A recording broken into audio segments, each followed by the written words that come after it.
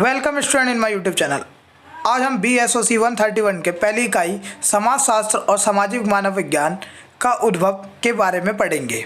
इसमें हमें समाजशास्त्र का उद्भव, सामाजिक और आर्थिक परिवर्तनों ने 19वीं सदी के यूरोपीय समाज को प्रभावित कैसे किया वो पढ़े हैं, और समाजशास्त्र के सिद्धांत का उदय कैसे हुआ, सामाजिक मानव विज्ञान का उद्भव कैसे हुआ, आधुनिक सामाजिक मानव शास्त्र का उद्भव और सामाजिक मानव विज्ञान की प्रेरणा, ये हमें इस चैप्टर में टॉपिक पढ़ने हैं।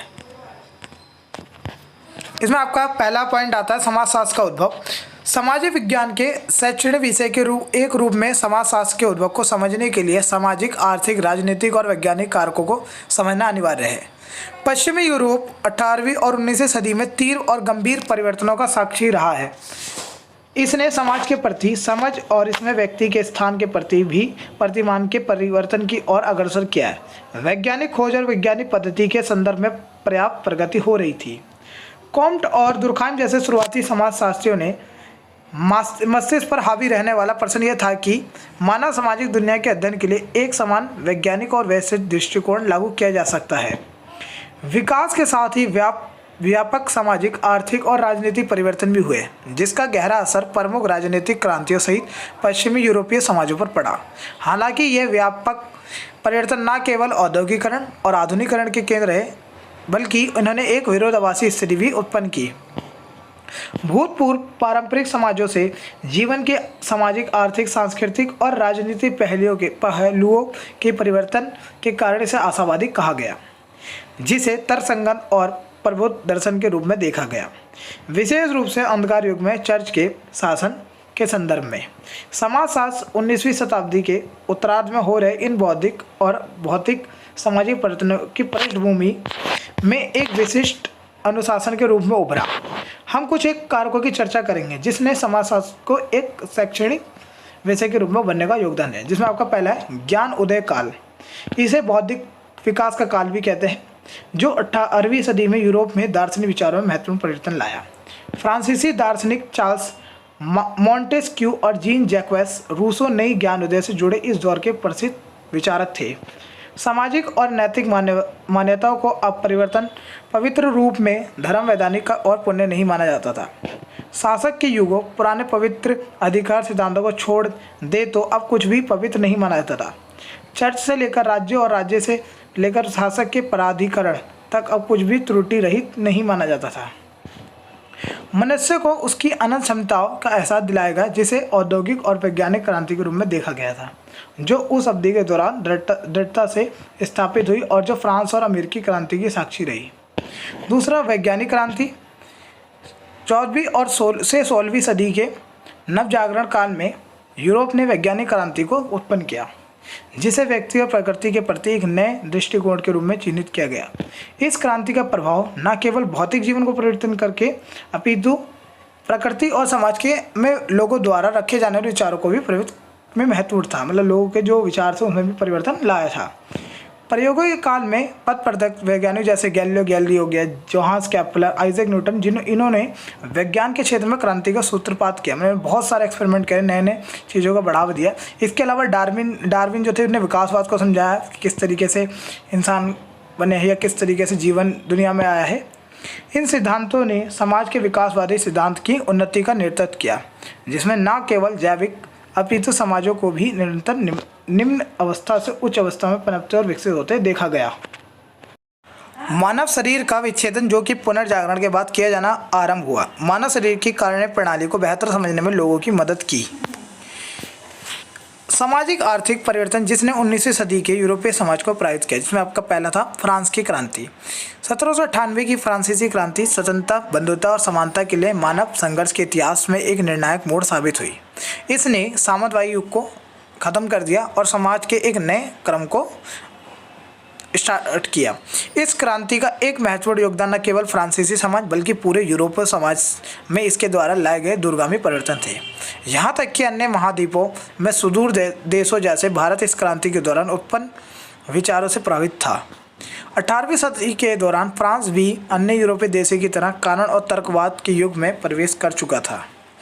फ्रांसीसी समाज में विद्वान सामाजिक परिस्थितियों के साथ साथ इन विचारों द्वारा निर्मित उत्तेजना ने फ्रांसीसी क्रांति का नेतृत्व किया, जिसने निरंकुश राजतंत्र का अंत किया। इसने यूरोपीय समाज की राजनीतिक संरचना को बदल दिया और उदार लोकतंत्र के आगमन की घोषणा करके सामंतीवाद के युग को प्रतिस्थापित किया। इन क्रांतियों को कुछ समाजों पर बहुत गहरा असर पड़ा और कई सकारात्मक परिवर्तनों का नेतृत्व किया। हालांकि कई प्रारंभिक सिद्धांतकारों का ध्यान जिन बातों ने अपनी ओर आकर्षित किया वह सकारात्मक परिणाम नहीं थे, अपितु इस तरह के कट्टरपंथी परिवर्तनों के नकारात्मक प्रभाव थे। सामाजिक व्यवस्था के मुद्दों में इस प्रकार की रुचि शास्त्रीय समाजशास्त्रीय सिद्धांतकारों, विशेष रूप से कॉम्ट, दुर्खाइम और पार्सन की प्रमुख चिंताओं में से एक थी। 18वीं सदी के उत्तरार्ध और 19वीं सदी की शुरुआत में एक अन्य विकास हुआ जिसने समाजशास्त्र के उद्भव को महत्वपूर्ण आकर दिया, वह औद्योगिकीकरण क्रांति थी। औद्योगिक क्रांति ये एक मात्र घटना ही नहीं थी, बल्कि अंतर संबंधित विकास के एक समूह से संबंध रखती थी, जिसने पश्चिमी देशों को एक विशाल कृषक प्रणाली से एक दमनकारी औद्योगिक प्रणाली में परिवर्तन होने का मार्ग प्रशस्त किया। यह इंग्लैंड में लगभग 1760 ईस्वी के आसपास प्रारंभ हुआ और इसने लोगों के सामाजिक और आर्थिक जीवन में बड़े परिवर्तन किए। प्रारंभ में इंग्लैंड में और यूरोप के अन्य देशों में फैला। इस प्रणाली के भीतर कुछ लोगों ने काफ़ी लाभ कमाया, जबकि अधिकांश लोग लंबे समय तक काम करते थे और वे कम पैसे के लिए काम करते थे।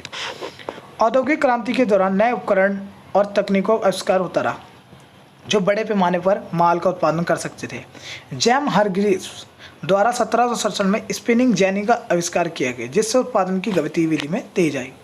1769 में आर्कराइट वाटर फ्रेम नामक एक उपकरण का आविष्कार किया, जो इतना बड़ा था कि किसी व्यक्ति के घर में नहीं रखा जा सकता और इसे लगाने के लिए एक विशेष इमारत की आवश्यकता थी। अक्सर ये कहा जाता है कि कारखाना प्रणाली की शुरुआत इसी कारण हुई, जो आपका ये उपकरण बनाया था इसके लिए इमारत थी। इसने अर्थव्यवस्था के उत्पादन की सामंतवादी प्रणाली को पूंजीवाद प्रणाली की परिवर्तित किया। इसके बाद पूंजीपतियों की नई श्रेणी उभरी, जिसने उत्पादन की इस नई प्रणाली को नियंत्रित किया।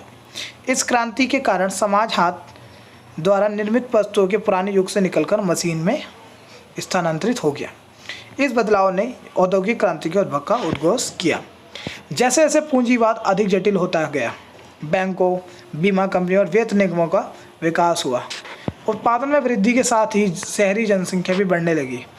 आबादी बढ़ने के साथ साथ बड़ी जनसंख्या में ग्रामीण क्षेत्रों में से शहरों में प्रवास ने शहरीकरण को बढ़ावा दिया। औद्योगिकरण शहर तेजी से बढ़े। इन औद्योगिकरण शहरों को विशाल सामाजिक आर्थिक असमानता द्वारा अंकित किया गया था। यह परिवर्तन रूढ़िवादी और कट्टरपंथी दोनों ही विचारकों से संबंधित है। रूढ़िवादी इस बात से डरते थे कि इस परिस्थितियों, अराजकता और अव्यवस्था को बढ़ावा दे सकती है, जबकि फ्रेडरिक एंगल जैसे कट्टरपंथियों को लगा कि श्रमिक वर्ग की क्रांति कारखाने के श्रमिकों द्वारा प्रारंभ की जा सकती है, जो सामाजिक परिवर्तन को बढ़ावा देगा। समाजशास्त्र के सिद्धांत का उदय, जैसा कि हमने पहले देखा, जिस समय समाजशास्त्र एक विषय के रूप में आकर ले रहा था, बौद्ध की उत्तेजना ज्ञानोदय के रूप में यूरोप में देखी गई। समाज में हो रहे परिवर्तनों के बारे में ज्ञानोदय के विचारकों तक जो आम राय पहुंची, जिसने समाजशास्त्र के उद्भव में मुख्य बौद्धिक प्रेरणा का भूमिका निभाई, वह थे पहला इतिहास का दर्शन, जो कि इस तथ्य को मानता है कि समाज चरणों में प्रगति करता है और इन योजनाओं की उपस्थिति के कारण समाज को समझने के नियम भी प्रकृति विज्ञान की तर्ज पर वैज्ञानिक और व्यवस्थित तरीके से तैयार किए जा सकते हैं।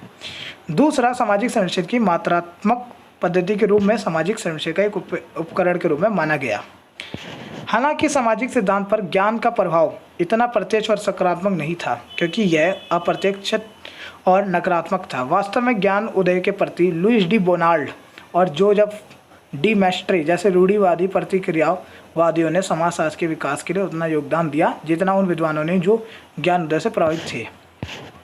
समाजशास्त्र व्यक्ति की बजाय एक विश्लेषण की इकाई के रूप में समाज पर जोर देता है। अंतर संबंधित और अंतर निर्भर के रूप में समाज के विभिन्न भागों की मान्यता है और समाज में परम सामंजस्य और स्थिरता पर जोर देता है। इसलिए कहा जाता है कि यह रूढ़िवादी प्रतिक्रिया द्वारा प्रभावित हो सकता है। जब समाजशास्त्र के लक्ष्य रूढ़िवादी विचार सामंजस्य, स्थिरता और एकता से प्रभावित हो रहे थे, तो पद्धतियों ज्ञानोदय के विचारकों से प्रभावित हो रही थी, जिन्होंने महसूस किया कि कोई अतीत में वापस नहीं जा सकता। सामाजिक मानव विज्ञान का उद्भव कैसे हुआ?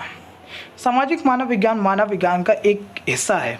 इसकी उत्पत्ति ऐतिहासिक रूप से मानव विज्ञान के अन्य घटकों के विकास से जुड़ा है। सामाजिक मानव विज्ञान का उद्भव समाजशास्त्र, दर्शन, जाति इतिहास, इतिहास, मनोविज्ञान, राजनीति विज्ञान और अर्थशास्त्र जैसे सामाजिक विज्ञान के अन्य विशेष विषय से निकटता से जुड़ा है।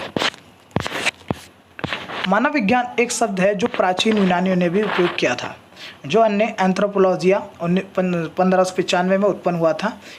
इमानुएल कांत ने 1798 में एंथ्रोपोलॉजिया इन प्रैग्मेटिस्टर हिंसकेट नाम की एक पुस्तक प्रकाशित की थी। मानव विज्ञान के बुनियाद को ग्रीको रोमन पुनर्जागरण काल में भी रेखांकित किया गया। यह विशेष रूप से हेलिकर्नासस के हेरोडोटस के लेखन से शुरू हुआ। वोगेट के अनुसार हेरोडोटस का नरवंश विज्ञान के पिता के रूप में नहीं तो संभावित रूप से अग्रदूत के रूप में उद्धृत किया गया। हेरोडोटस को मुख्य रूप से फारसी युद्धों के इतिहास और पश्चिमी एशिया और मिस्र के विभिन्न हिस्सों काले सागर के उत्तरी तट के स्थान, एथियोपियाई और सिंधु घाटी के विस्तृत यात्रा कथाओं के लेखन के लिए याद किया जाता है। रोमन दार्शनिक मार्कस तुलियस सिसेरो ने भी मानव समाज को समझने में महत्वपूर्ण योगदान दिया। कई शताब्दियों के अंतराल के बाद, खासकर 16वीं शताब्दी एडी में, कुछ दार्शनिक ने समाज और राज्य के अध्ययन में रुचि लिया। विकास का पहला क्षण कब हुआ? 18वीं सदी तक यूरोप में पुनर्जागरण के अनुभव और प्रभाव के बाद रूसो, विको, बैरन डी मॉन्टेक्यू और जॉन लॉक जैसी कई प्रतिष्ठित दार्शनिक हुए, जिन्होंने समाज को समझने के लिए बहुत महत्वपूर्ण योगदान दिया। मानव विज्ञान और समाज विज्ञान का जो विकास पहले के दार्शनिक और ऐतिहासिक अध्ययनों को प्रारंभ किया था, ये 2 चरणों में आया था। पहले चरण में दार्शनिक विज्ञान इतिहास में मनुष्य, समाज और सभ्यता के अध्ययन को सफलतापूर्वक अलग किया और उसके द्वारा एक सामान्य सामाजिक विज्ञान तैयार किया। हालांकि हॉबेल का मानना है कि मानव विज्ञान मुख्य रूप से प्राकृतिक विज्ञान से उपजी है और प्राकृतिक विज्ञान परंपरा के एक बड़े पैमाने का वहन करती है, न कि इतिहास या दर्शन के। विकास का दूसरा चरण। दूसरे चरण में प्राकृतिक विज्ञान में एक स्थिर संतुलन मॉडल से एक गतिशील मॉडल में परिवर्तन था। इसकी प्रकाष्ठा ऊष्मागतिकीय और डार्विनियन विकासवादी सिद्धांत के परिचय के साथ आई। 1870 तक भौतिक मानव विज्ञान, प्रागैतिहासिक और नरवंश विज्ञान की एकीकृत करके मानव विज्ञान का एक विशिष्ट चरित्र स्वयं प्रकट होने लगा। यह भौतिक और जैविक क्षेत्र में वैज्ञानिक पद्धति की जीत की प्रेरणा के माध्यम से 19वीं सदी की मानव विज्ञानी मानते थे कि सामाजिक सांस्कृतिक घटनाएं खोजने योग्य शास्त्र युक्त सिद्धांत थे। 18वीं 19वीं सदी में यूरोप में होने वाले विभिन्न भौतिक और सामाजिक राजनीतिक परिवर्तन अनुशासन के उद्भव का महत्वपूर्ण कारक रहा है। कुछ महत्वपूर्ण प्रभावों में यूरोप में एक फ्रांसीसी क्रांति और औद्योगिक क्रांति शामिल है। फ्रेड डब्ल्यू वोगेट समाज विज्ञान के उद्भव को सामाजिक सांस्कृतिक मानव विज्ञान के उद्भव के मार्ग के रूप में देखते हैं। उसका कहना है, यहाँ एक संदेह हो सकता है कि 18वीं सदी के प्रगतिविदों ने एक नए विषय के लिए नींव रखी, एक सामान्यकृत सामाजिक विज्ञान। यह तथ्य है कि 19वीं सदी के दौरान मानव जाति के प्राकृतिक इतिहास की सामान्य रूपरेखा का विस्तार और परिष्करण किया गया था और इसने संस्कृति के मानव वैज्ञानिक विज्ञान के लिए एक मॉडल के रूप में कार्य किया। प्रगतिशील सामाजिक दार्शनिक वैज्ञानिकों को और इतिहासकार द्वारा उल्लेखनीय सफलता को प्रमाणित करता है। वोगेट ने 18वीं शताब्दी के प्रगतिविदों को मानव विज्ञान के अग्रदूतों के रूप में महानता बताने के साथ विरोध जताते हुए कहा कि प्रगतिविदों ने खुद ही विशेष तथ्यों के संग्रह को नज़रअंदाज कर दिया, किंतु खुद को सामाजिक और सांस्कृतिक सिद्धांतवादी रैंक तक बढ़ा दिया। मार्विन हैरिस मानव विज्ञान के इतिहासकार थे, जिन्होंने भी मानव विज्ञान को इतिहास के विज्ञान की शुरुआत के रूप में देखा। आधुनिक सामाजिक मानव विज्ञान का उद्भव। आधुनिक सामाजिक मानव विज्ञान का उदय मुख्य रूप से ब्राउनिस्लाव मालिनो और A.R. रैडक्लिफ ब्राउन के योगदान से हुआ। मार्सेल मार्क्स को आमतौर पर फ्रांस में आधुनिक सामाजिक मानव विज्ञान के अग्रणी के रूप में भी जाना जाता है। ब्राउनिस्लाव मार्क्स के सबसे प्रसिद्ध सामाजिक मानव विज्ञान में से एक है। आधुनिक समाज मानव विज्ञान में उनका मुख्य योगदान प्रतिभागी विधि या तकनीकी के साथ नरवंश विज्ञान विधि का परिचय था और विशेष रूप से पहले के दृष्टिकोण विकासवादी और ऐतिहासिक दृष्टिकोण से हटकर कार्यात्मक के सिद्धांत की स्थापना की। ब्राउनिस्लाव मालिनोवस्की के साथ A.R. रैडक्लिफ ब्राउन आधुनिक मानव विज्ञान के संस्थापकों में से एक हैं। वह अपने सैद्धांतिक दृष्टिकोण के लिए जाने जाते हैं, जिन्हें आमतौर पर संरचनात्मक कार्यात्मक कहा जाता है। The Andaman Islander a study in social anthropology और स्ट्रक्चर एंड फंक्शनल उनके महत्वपूर्ण कार्य हैं। विभिन्न क्षेत्रों में सामाजिक मानव विज्ञान में इन अग्रदूतों के साथ संरचनात्मक और संरचनात्मक मानव विज्ञान के सिद्धांत को स्थापित करने के लिए लेवी स्ट्रॉस को सूची में शामिल किया जा सकता है। उन्हें मिथिक संस्कृति, धर्म और सामाजिक संगठनों के विषय पर 20वीं सदी के सबसे प्रभावशाली विचारकों में से एक माना जाता है। 1837 में गठित एवरेज प्रोडक्शन सोसाइटी एक रूप में स्थापित होने वाला पहला मानव विज्ञान संगठन था। अमेरिकी मानव विज्ञान संघ की स्थापना 1902 में हुई थी। अमेरिकी association for of the advancement of science ने 1851 में मानव विज्ञान की मान्यता दी। 1882 में मानव विज्ञान के लिए एक अलग सेक्शन दिया। 1840 में British association for the advancement of science द्वारा मानव विज्ञान को मान्यता मिली और 1884 में एक अलग विभाग दिया गया। 1871 में इस और अन्य एंथ्रोपोलॉजिकल सोसाइटी ऑफ लंदन को ग्रेट ब्रिटेन और आयरलैंड के मानव विज्ञान संस्थाओं के लिए विलय कर दिया गया था। भारत में 18वीं शताब्दी के उत्तरार्ध में बंगाल की एशियाटिक सोसाइटी की स्थापना की गई। भारत में मान्यता प्राप्त मानव विज्ञान कार्यों को ब्रिटिश प्रशंसकों जैसे ब्लंट, क्रूक, डाल्टन, ग्रिसन, एबेटसन, मिल्स, नैशफील्ड, ओमेथले, रिसले, रसेल, सिनार्ड और थुरन और प्रशंसक बने, जो एचएन द्वारा लिखे गए। 19वीं शताब्दी के उत्तरार्ध में इस शताब्दी में शरत चंद्र रॉय ने छोटा नागपुर की जनजातियों पर उनके मोनोग्राफ के साथ मानव विज्ञान सामग्री के इस समूह में शामिल किया। फिर भी इन संगठनों का गठन विभिन्न देशों में और विभिन्न अवधियों में मानव विज्ञान की उभरती स्थिति को इंगित करता है। सामाजिक मानव विज्ञान के प्रणेता कौन कौन थे आपके? लुइस हेनरी मॉर्गन 1818 से 1881, जॉन फर्ग्यूसन मैक्लेनर 1817-1881, एडोल्फ बस्टियन और सर एडवर्ड बर्टेनर को सामाजिक मानव विज्ञान के अग्रदूतों में शामिल किया गया। वहीं फ्रांच बॉस 1858 से 42, सर जेम्स जॉर्ज फ्रेजर 54 से 41 और WHR रिवर्स 64 से 22 जैसे मानव वैज्ञानिकों उनके अनुगामी के रूप में देखा जाता है।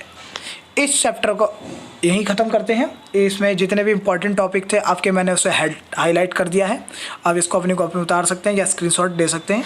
बाकी और जानकारी के लिए हमारे चैनल को सब्सक्राइब और दोस्तों के साथ शेयर करना ना भूलें।